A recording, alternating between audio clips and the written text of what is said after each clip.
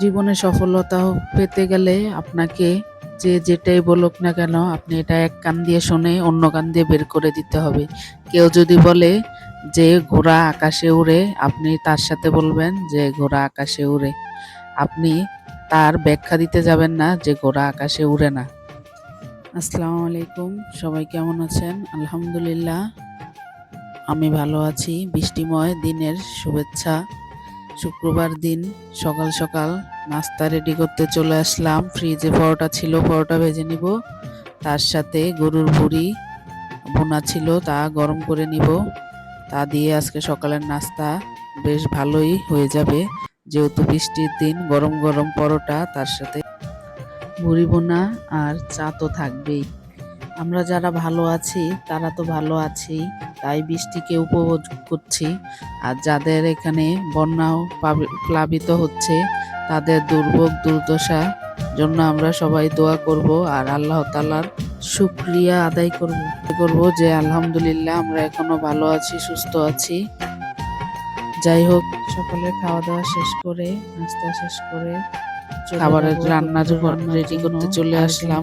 যেহেতু শুক্রবার, ভালো মন্দ তো রান্না করতে হবে। তার সাথে বৃষ্টির দিন, তাই ছাদ থেকে গিয়ে সবজি তুলে নিয়ে আসলাম যে কি দিয়ে কি করব। তাই সকাল সকাল খিচুড়ির জন্য চাল ডাল ভিজিয়ে নিয়েছি। আর ছাদ থেকে 2টা বরবটি, একটা ঢেঁড়স আর কয়েকটা পুঁইশাকের পাতা নিয়ে আসলাম, ফ্রেশ তরতাজা। এগুলো দিয়ে আজকে খিচুড়ি রান্না করব। সবকিছু কেটে ধুয়ে রেডি করে নিচ্ছি, আর ওইদিকে খিচুড়ি বসিয়ে দিয়েছিলাম।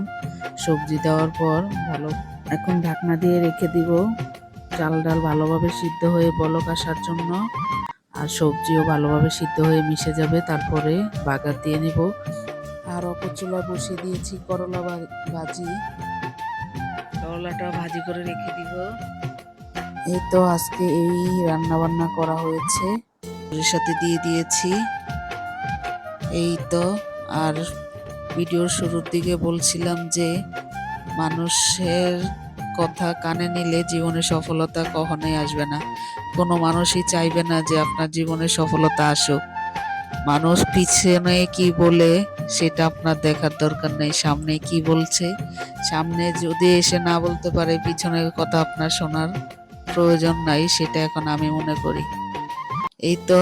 আর সন্ধ্যার নাস্তার জন্য বাচ্চাদেরকে ভেজে দিয়েছিলাম চিপস, আর নাস্তার জন্য রেডি করেছি চিকেন ফ্রাই, তার সাথে লুচি। আজকে লুচির মধ্যে কালো জিরা দিয়েছিলাম, অনেক সুন্দর একটা স্মেল আসছে।